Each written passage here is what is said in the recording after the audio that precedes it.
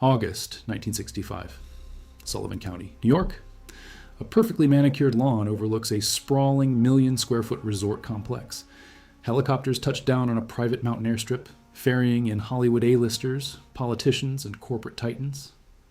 Inside the primary building, 3,000 guests sit beneath massive crystal chandeliers in a single dining room, surrounded by waitstaff carrying silver platters of prime rib and baked Alaska. Comedians test material in state-of-the-art nightclubs, while families glide across indoor ice skating rinks in the heat of midsummer. Now look at those exact same coordinates today.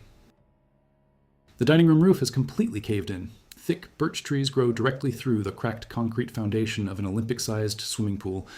The crystal chandeliers are long gone, replaced by shattered safety glass, rusted structural steel, and deep layers of damp moss. The once deafening roar of a multi-billion-dollar summer economy is gone. The silence is absolute. This is the corpse of an entire region. How does a fiercely competitive corporate utopia dissolve into a forested ghost town? The answers are buried in decades of forgotten ledgers and local archives. If you want to explore vanished industrial empires and the economic mechanics that killed them, hit subscribe. In the mid-20th century, the Catskill Mountains of upstate New York transformed into the most expansive vacation destination in America, the legendary Borscht Belt. Spanning Sullivan and Ulster counties, this dense hospitality network had over 500 massive luxury hotels. Beyond the mega resorts, the woods held over 50,000 bungalow colonies, boarding houses, and smaller motels. It was a hospitality machine of unprecedented scale. At its peak, the region hosted millions of guests a year. It held the highest concentration of A-list celebrities on Earth. When Las Vegas was still just a dusty strip of highway in the desert, the Catskills were the undisputed center of American entertainment. The economy generated billions in revenue, squeezed into a 90-day window, Memorial Day to Labor Day. Why did this empire materialize here, just 90 miles north of Manhattan? The answer is rooted in historical exclusion. In the early to mid-20th century, Jewish Americans were barred from many of the country's premier resorts. Facing explicit "No Jews Allowed" signs at established vacation spots, they simply bought cheap farmland in the Catskills and built their own destination. It worked, brilliantly. What started as modest boarding houses, serving hearty meals to working-class immigrants, rapidly evolved into colossal luxury resorts. But this created a very unusual economic ecosystem. The entire multi-billion-dollar economy rested on a single captive demographic. This was the peak of the all-inclusive vacation. You didn't just rent a room, you bought into a tightly controlled ecosystem. A family would arrive, hand over their keys, and never leave the property for 2 weeks. 3 massive meals a day, top-tier childcare, access to private lakes, golf courses, tennis courts, and nightly Broadway-level entertainment, all included. The logistics were staggering.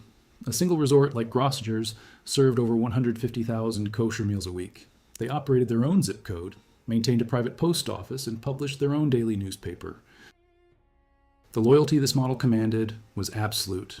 Families returned to the exact same hotel, stayed in the exact same room, and sat at the exact same dining table every single summer. For decades, the money flowed in an uninterrupted, highly predictable river.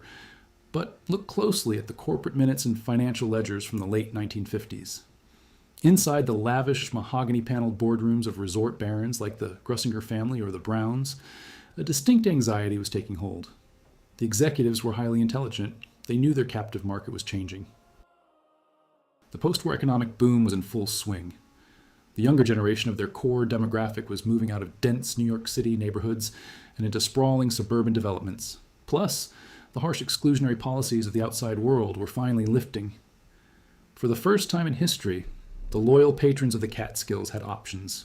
The empire's greatest strength, its reliance on a captive audience, was suddenly its fatal flaw. The demographic was aging. The younger, wealthier generation was starting to view the sprawling, all-inclusive mountain resorts not as a glamorous escape, but as their parents' old-fashioned retreat. The hotel moguls saw the data. They saw the slight dips in returning guest registration, but instead of restructuring their business model or diversifying to appeal to a broader national demographic, they made a massive miscalculation. They decided to outbuild the problem. Driven by intense pride and vast cash reserves, the rival families launched a hypercompetitive infrastructure war. They convinced themselves that if they could just offer more luxury, more spectacle, and more impossible amenities, they could force the younger generation to stay. The competition wasn't with resorts in Florida or California. It was with the hotel 3 miles down the road. If the Nevele built an 18-hole golf course, the Concord had to build a larger one. If the Pines hired a famous architect to design a lobby, Grossinger's had to overhaul their dining facilities. They poured unprecedented fortunes into absolute absurdities. They built a fully operational indoor ice rink in the middle of a dense forest, designed to run during the heat of August. They installed the world's first artificial snowmaking machines on a private mountain, just so guests wouldn't leave the property in winter. They constructed million-dollar nightclubs with hydraulic stages and space-age pool complexes spanning the length of football fields, entirely enclosed in plate glass.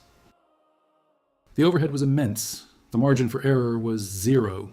To maintain the illusion of infinite abundance, these resorts employed thousands of local residents, running private water treatment plants, dedicated fire departments, and massive power grids, just to keep the neon signs burning against the dark mountain sky. They weren't operating hotels. They were operating independent, privately funded municipalities, and they were doing it on an incredibly dangerous financial premise. By 1960, the visual peak of the Borscht Belt had been achieved. The resorts were larger, louder, and more luxurious than ever. To an observer walking through the crowded lobbies, the empire looked invincible. But behind the scenes, a massive debt bubble was quietly inflating. To fund these endless mega projects and outshine their local rivals, the family syndicates began on leveraging their entire estates. They were financing heavily, betting the future of their century-old empires on the assumption that the summer cash flow would never, ever falter. They built fortresses high in the mountains to keep guests safely inside, but those same walls trapped the owners. The world outside the Catskills was modernizing at a blistering pace, and a massive technological shift was right around the corner. The isolation they depended on was about to vanish, and the architectural arms race had only just begun. Look at the surviving blueprints from the mid-1960s.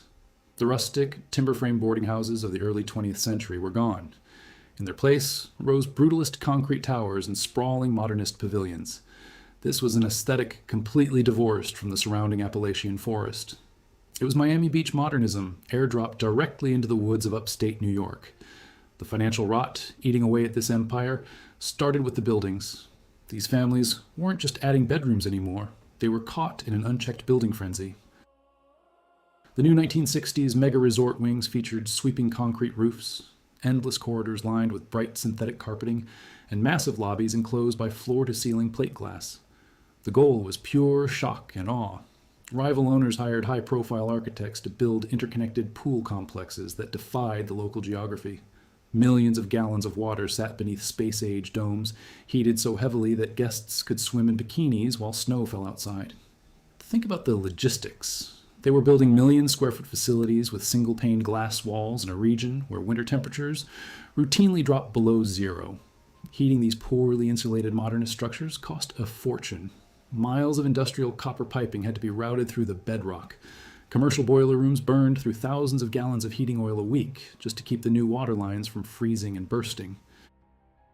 The maintenance overhead was massive, but nobody scaled back. If a rival down the road expanded to hold 1,000 guests, you expanded to hold 1,500. So how did they pay for it? These weren't publicly traded corporations like Hilton or Marriott. They didn't have Wall Street capital or international properties to absorb a bad quarter. They were independent, family-owned operations.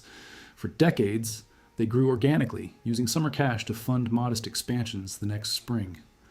But this new scale of warfare required real money. To finance multi-tiered nightclubs and sprawling indoor promenades, these families walked into regional banks and mortgaged the one asset they owned free and clear, the land itself. They took out high-interest commercial loans. They cross-collateralized their existing properties to fund new construction, betting everything on the next building phase. They built a localized debt bubble. The business model couldn't support this. The entire regional economy still relied on a hyper-compressed window between Memorial Day and Labor Day. They had roughly 90 days to make their year. But a regional bank holding a multi-million-dollar mortgage doesn't care about the off-season. Debt requires monthly payments. Concrete towers require constant maintenance. 365 days a year. To generate winter revenue and justify the crippling debt, they made a desperate gamble. They tried to engineer a winter tourist season from scratch. Bulldozers carved private ski slopes directly into the hillsides behind the hotels. They installed mechanical chairlifts and the massive electrical infrastructure to power them. But running a private ski mountain is notoriously expensive. It meant hiring snowmaking crews, ski instructors, and emergency medics. Instead of saving the resorts, these private slopes just became another massive operational expense bleeding cash. The owners were trapped in an echo chamber. Sitting in their boardrooms, surrounded by scale models of future expansions, they completely misread their audience. They believed that if they built the most spectacular dining rooms on Earth, the younger, wealthier generation would have to come back. Meanwhile, they poured capital into retaining an aging clientele who still wanted that highly structured 3-meals-a-day vacation. The younger demographic wasn't looking for a heavily scheduled, enclosed vacation. They didn't want to eat at the same assigned table every night. These were upwardly mobile professionals, living in the new suburbs of New Jersey and Long Island. They wanted adventure and autonomy.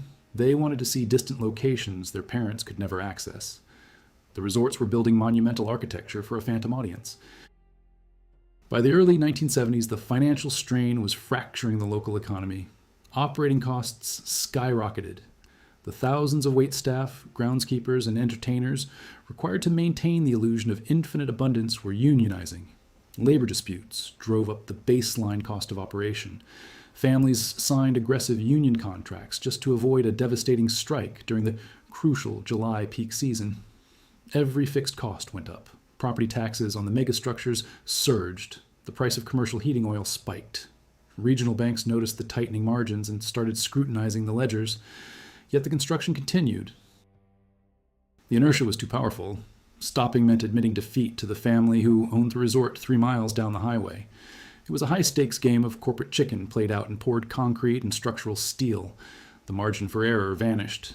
Just 2 consecutive weekends of heavy rain in July could crater day pass revenue and trigger a liquidity crisis. They were walking a financial tightrope, balancing millions in high-interest debt against a seasonal cash flow that absolutely had to remain flawless. Behind the hydraulic nightclub stages and endless buffet lines, the resorts were wildly overextended. They had essentially built massive, independent cities.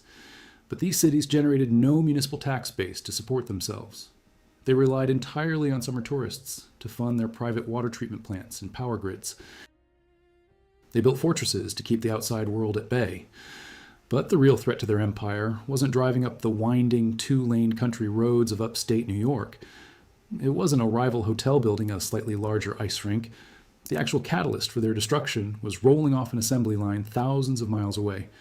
A new technology was about to render their multi-billion-dollar infrastructure geographically obsolete. The resorts needed a captive audience, but that exact demographic was about to get a cheap, fast ticket to anywhere else on the planet.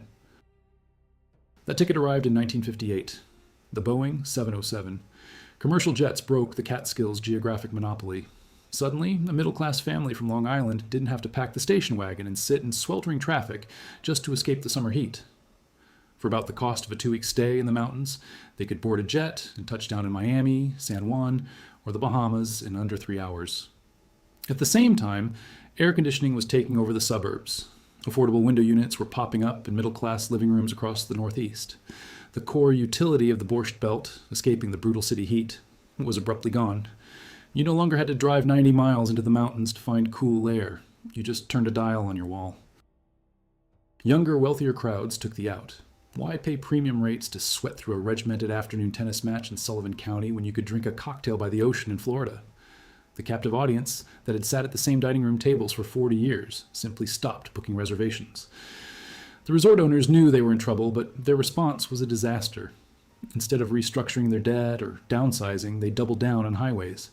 They lobbied the state to expand Route 17, pushing to turn winding 2-lane roads into a high-speed expressway straight from the George Washington Bridge to the heart of Sullivan County. The logic was simple. Make the drive fast enough and people will choose the mountains over the airport. It didn't work.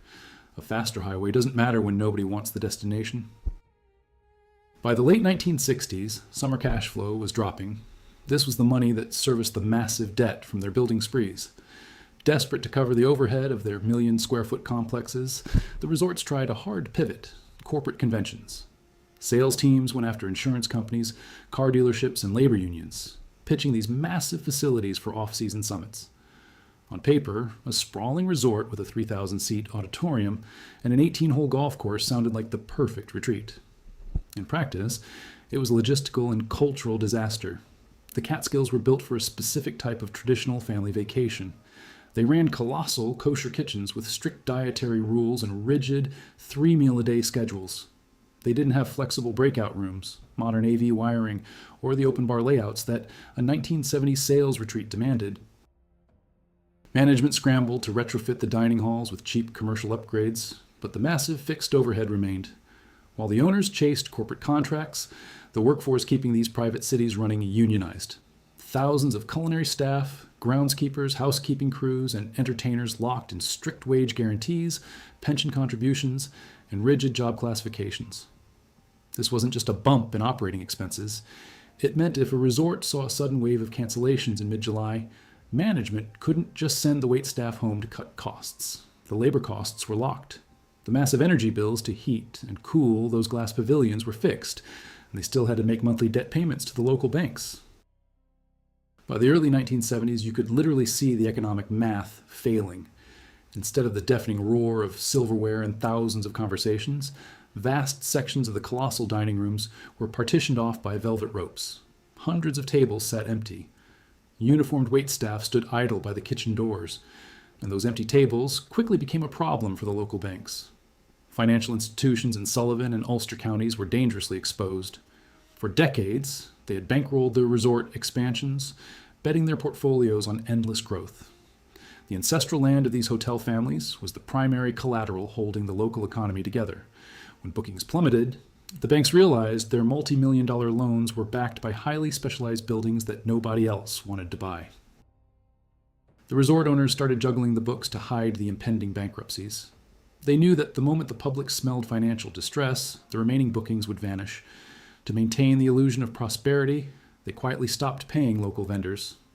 Independent butchers in Monticello, dairy farmers in Liberty, and the electrical contractors servicing the boiler rooms suddenly found their invoices 90 days past due. The resorts used that held back cash to make minimum interest payments on their loans. They were spreading the economic rot into the surrounding towns long before anyone filed for bankruptcy. At the same time, they pushed press releases about new celebrity bookings and cosmetic renovations to project stability. Glossy brochures still showed packed pools and smiling families, masking the desperate closed-door meetings with panicked bankers. But you can't fake a full hotel. Regional banks started sending auditors to check the daily receipts. They saw the empty ledgers and the unpaid utility bills. Quietly, they began preparing the paperwork for commercial foreclosures. The resort families were trapped. The younger demographic was flying to warmer climates. The corporate pivot had stalled. Union contracts were bleeding cash reserves dry, and local municipalities, which completely relied on the resorts, were powerless. Facing financial ruin and the loss of century-old family legacies, the remaining owners realized traditional hospitality couldn't save them. They needed a massive, immediate influx of outside cash, something entirely divorced from the family vacation. They needed a vice, and they were willing to use every last ounce of their political power to get it. But injecting that level of desperation into a failing economy usually makes the final attempt at survival far more destructive than the collapse itself. By 1976, the red ink wasn't just a seasonal dip. The traditional Catskills hospitality model was dead. Regional banks were prepping for closures, and the family syndicates were out of moves. They couldn't outbuild the crisis, couldn't lure back the younger crowd, and couldn't force corporate conventions into aging dining halls. The strategy was desperate but straightforward. Form a cartel and throw everything at a single political objective, bringing legalized casino gambling to upstate New York. The mega resorts were already built for it. Those windowless convention halls and 1,000-seat nightclubs could become gaming floors overnight. They had the commercial kitchens, the hotel towers, and the endless parking lots. They didn't need to build casinos. They just needed the legal authority to drop roulette wheels and slot machines into their existing pavilions. The executives pooled their dwindling cash and launched a massive lobbying campaign. Millions of dollars meant for roof repairs and plumbing went straight to political action committees and Albany lobbyists. They drafted legislation framing gambling, not as a vice, but as an economic rescue package for a dying region. It was an all-or-nothing bet. The cartels wagered the last equity in their states on the assumption Albany would hand them an East Coast gambling monopoly. But the Catskills weren't the only decaying vacation empire desperate for a lifeline. A few hundred miles south, a different faction of power brokers was running the exact same playbook for a fading coastal town in New Jersey, Atlantic City. This wasn't a gentleman's competition. It was a zero-sum legislative war, and the upstate New York families were outmatched. The groups backing Atlantic City weren't cash-strapped family syndicates. They were highly organized corporate conglomerates with direct access to Wall Street. New Jersey moved fast. They organized referendums, sold the voters on revitalizing the coastline, and legalized casino gambling in 1976. Meanwhile, the Catskills cartel sank into Albany's bureaucratic quicksand. They hit a wall of conservative lawmakers, rival racing syndicates, and demands for endless economic impact studies. The delay was fatal. As the first legal slot machines rang on the Atlantic City boardwalk, New York's casino bills were quietly killed. The financial break in Sullivan County was immediate. The final lifeline was cut, and the millions diverted into lobbying were gone. Watching Atlantic City's victory, the regional banks knew the Catskills weren't getting a legislative bailout. The legitimate economy fractured, and a very dark secondary market took over. The transition from order to chaos wasn't gradual. It started away from the concrete mega-resorts, out in the dense woods where 50,000 wooden bungalow colonies, small motels, and traditional boarding houses sat rotting. These smaller operators were completely insolvent. Their properties had zero secondary market value. They couldn't sell the land. They couldn't afford the taxes to keep it. And the fire started. Dispatch logs from Sullivan and Ulster counties in the late 1970s show an impossible spike in severe property damage. Unexplained structural fires swept through the forested valleys. Entire bungalow colonies, locked down and empty for the winter, suddenly erupted into midnight infernos. The pattern wasn't subtle. Heavily insured, bankrupt wooden buildings with the power turned off were catching fire at an alarming rate. Families who had run modest boarding houses for 3 generations were staring at ruin. Insurance payouts became the only viable exit strategy. It was an epidemic of arson. Local volunteer fire departments were overwhelmed. They lacked the water pressure and manpower to fight massive blazes deep in the rural woods. Usually, they just showed up to protect the surrounding trees while the obsolete hotels burned to their foundations. The smell of charred pine and kerosene became a permanent fixture in the winter air. As the fires cleared out the wooden structures, real estate speculators swooped in. Operating through anonymous shell companies, they bought up distressed, fire-scarred acreage for pennies on the dollar. They didn't care about hospitality. They were land banking, acquiring massive tracts of property and leaving them to decay, waiting to flip the zoning rights or strip the timber. They chained the gates and let the forest reclaim the land. This wave of destruction wrecked the local tax base. Towns like Liberty, Monticello, and Fallsburg had built their civic budgets on property taxes from a booming hospitality sector. When the smaller resorts burned and the land was reassessed at a fraction of its value, that revenue evaporated. Public services were slashed. Streetlights were turned off to save electricity. The bustling downtowns, once packed with butchers, bakeries, and boutiques servicing the summer crowds, boarded up their windows. Amidst the municipal collapse, the surviving crown jewels of the empire were stranded. Unlike the wooden bungalows, a 1,000,000-square-foot concrete tower can't quietly disappear in the night. You can't burn down a space-age pool pavilion built of structural steel and glass. Plus, the regional banks holding their massive mortgages were watching them like hawks. The mega-resorts were trapped by their own monolithic architecture. Stripped of their casino dreams, surrounded by charred ruins, and located in towns that couldn't afford streetlights, the surviving resort moguls were out of time. The regional banks finally dropped the hammer and refused to extend credit for the upcoming summer season. The largest vacation empire in American history faced a wave of bankruptcies that would leave thousands unemployed and abandon millions of square feet of luxury real estate to the wild. The power was about to be cut on an isolated multi-billion-dollar corporate utopia. The federal bankruptcy dockets from the Southern District of New York in early 1986 are a mess. The sheer volume of the legal filings is staggering. After years of extending quiet credit lines and accepting desperate financial juggling, regional banks officially cut off the cash. The Catskills mega-resort era didn't fade out. It collapsed overnight. Grossinger's, the property that operated its own post office, published its own newspaper, and maintained a private airstrip, filed for Chapter 11. It was a very public failure. The Concord soon followed, spiraling into insolvency alongside the Pines, the Nivelle, and then a dozen other giant estates. The shutdown was brutal. This wasn't just a few hundred hotel clerks losing their shifts. When these privately funded cities went dark, the region's entire job market evaporated. Thousands of workers showed up to chained wrought iron gates. Generations of local families who only knew the trades of the mountain empire were suddenly out of work. Heavy boiler mechanics, electricians who wired the hydraulic stages, culinary staff, and landscaping crews were cut loose. By the time the foreclosures hit, Broadway in Monticello and Liberty was dead. Downtown corridors that relied on summer wages and vendor contracts plunged into an economic dead zone. Independent butchers who supplied hundreds of thousands of pounds of prime rib to the dining halls went bankrupt. Commercial laundries handling tens of thousands of bedsheets closed their doors. The local economy hollowed out from the inside. The worst crisis wasn't on Main Street, though. It was directly beneath the abandoned mega resorts.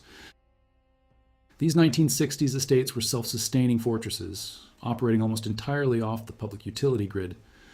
When the companies dissolved and the last maintenance crews went home, the private water treatment facilities stopped pumping. The commercial sewage plants sat stagnant. Local towns were overwhelmed. They lacked the money, the engineering manpower, and the legal authority to take over these complex utility networks. Plus, the resort's infrastructure was incompatible with the public grid. The properties quickly entered a paralyzing bureaucratic limbo. As tax arrears compounded into the tens of millions, county governments forced aggressive tax foreclosures. Sullivan and Ulster counties suddenly became the reluctant owners of millions of square feet of rapidly decaying luxury real estate. Rural governments have no idea what to do with a 1,000,000-square-foot brutalist concrete tower and a 500-room pavilion, so they tried to auction them off. This triggered a bizarre, decades-long cycle of phantom revitalization. Investment groups and overseas holding companies bought up distressed tax liens for pennies. They'd hold flashy press conferences at the chained gates, promising multi-million-dollar renovations and a quick return to the golden age of the mountains. But if you check the municipal building permits from this era, you'll find nothing. None were ever filed. These buyers were land bankers hoping to flip the acreage for a quick profit. Once they realized the actual cost of modernizing those rigid structures, or tried navigating upstate New York's complex environmental zoning laws, they just walked away. They stopped paying the minimum taxes, and the properties fell right back into municipal foreclosure a few years later. While bankruptcy lawyers and holding companies traded paper deeds, the physical structures were abandoned to the elements. The physics of these buildings worked against them. The architectural arms race had produced sprawling modernist pavilions enclosed by single-pane, floor-to-ceiling plate glass. They were built for sweeping mountain views, relying on vast industrial boilers, burning thousands of gallons of heating oil to keep the inside feeling tropical. Once the power grid was permanently severed in the middle of an upstate New York winter, the collapse was inevitable. The silence in those boiler rooms meant structural doom. Without heat, the temperature inside the complexes plummeted below zero. Miles of industrial copper water lines, routed through concrete bedrock and behind decorative drywall, froze solid. The ice expanded, and thousands of pipes fractured at once. When the spring thaw arrived weeks later, the devastation was absolute. Millions of gallons of stagnant water cascaded through the drop ceilings. It saturated the synthetic ballroom carpeting and warped the hardwood floors of the legendary theater stages. By the stagnant heat of July, toxic black mold colonized miles of windowless corridors. The space-age pool complexes were particularly vulnerable. Their cantilevered concrete roofs looked sleek, but they required continuous engineering maintenance to handle heavy winter snow. Stripped of that care, the structural steel warped under the accumulated ice. Then, the perimeter was breached. Without daily landscaping crews, the Appalachian forest reclaimed its territory. Thick ivy crept up the brutalist concrete facades, pulling down commercial gutters and fascia boards. The perfectly manicured 18-hole golf courses reverted to wild marshland in a matter of months. The single-pane glass walls, once the crowning achievement of the resort's modernist design, began to fail. Winter winds pushed dead pine branches directly through the fragile lobbies, letting the forest inside. Damp moss grew across the cracked concrete decks of indoor ice rinks, and feral animals moved into the stainless steel commercial kitchens. The decay compounded. Once a structure is open to the elements, deterioration accelerates from decades to months. Flat commercial roofing membranes failed, and pooling rain poured down the elevator shafts, rusting the steel cables until they snapped. County governments watched from a distance, paralyzed by the sheer financial weight of the ruin. Demolition was practically impossible. Tearing down a 1,000,000-square-foot mid-century complex requires heavy industrial remediation. These aging structures were packed with hazardous materials. They were insulated with asbestos and coated in lead-based paint. The grounds hid undocumented underground heating oil tanks that were slowly rusting out, leaking toxins into the local water table. Old electrical transformers packed with PCBs sat rotting in flooded basements. The baseline cost of dismantling the structures and clearing the hazardous waste vastly exceeded the value of the vacant land underneath. Local municipalities couldn't afford to raise them, and private developers refused to buy them. The architectural titans were trapped in their own footprint. By the late 20th century, the institutional collapse was complete. This multi-billion-dollar empire, once the ultimate symbol of American leisure, was erased from the operational economy. Leveraged financial gambles and the rigid inflexibility of the hospitality cartels resulted in a permanent shutdown. There was no saving any single piece of this legendary utopia. The entire mountain empire was now just a permanent, decaying monument to corporate hubris. Drive north from Manhattan, take a local exit off Route 17 into the woods of Sullivan County, pull over and kill the engine. The roar of a multi-billion-dollar summer economy is gone. It's just quiet. Walk past the rusted perimeter fencing and push through the birch saplings. You're standing in the middle of a dead corporate utopia. The forest has spent decades reclaiming the concrete towers and space-age pavilions of the 1960s resort boom. These aren't just abandoned buildings. They are massive monuments to financial hubris left to rot in the woods. Step inside a 1,000,000-square-foot mega resort. The open-air lobbies, built to overwhelm guests with modern luxury, are ruined. Shattered safety glass, collapsed ceiling tiles, and warped floorboards cover the ground. Decades of winter storms have blown out the floor-to-ceiling plate glass windows that used to frame the mountains. The indoor pool complexes are unrecognizable. In 1968, these dome structures were heated so thousands could swim in a fake tropical climate. Today, the steel beams supporting the cantilevered roofs have bowed and snapped under the weight of unplowed snow. The empty Olympic-sized basins are coated in thick green moss, holding a stagnant mix of rainwater, dead leaves, and rusted metal. Down the pitch-black corridors sit the multi-million-dollar entertainment venues. The hydraulic stages that once supported the most famous comedians on Earth are sunken, rotten pits. The velvet seating has disintegrated. Wild ivy creeps down cracked concrete walls, wrapping around rusted electrical conduit and dead neon fixtures. Millions of square feet of expensive, specialized real estate simply dropped out of the economy, and the damage didn't stop at the property line. Drive down Broadway in Monticello or Main Street in Liberty today. The economic depression here is a chronic daily reality. The commercial corridors that once supplied hundreds of thousands of pounds of prime rib to the resorts are hollowed out. Long stretches of empty storefronts sit behind faded awnings and fractured asphalt. The local job market relied entirely on the hospitality cartels. When those privately funded cities went dark, they left behind a specialized workforce with nowhere to go. The remaining residents now carry a crushing and municipal burden. They have to fund schools, roads, and civic services in a region built to host millions of annual visitors, using a tax base that vaporized overnight. Local governments are trapped. These resorts are active environmental hazards. Mid-century towers of this size are packed with asbestos insulation and miles of lead-painted drywall.